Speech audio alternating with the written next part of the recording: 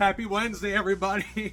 How are you today? I'm just checking in real quick. It's a busy day, busy lecture stuff going on. I want to do a shameless plug right now.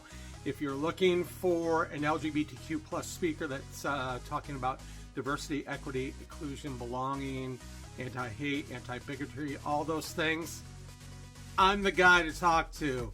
So you can check this out right here and forward that to anybody. If you're looking for a Pride speaker for June, my dates are getting booked up.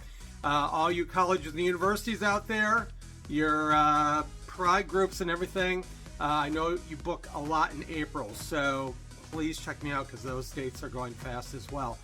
Thank you to everybody for saying hello. I appreciate it.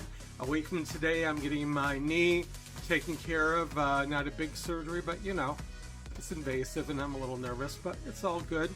So thanks for everybody asking. Remember to hit the links down below. Subscribe, like, and share. You know how much I love you and how much the following everything means to me. Have a great day ahead. Be kind to one another.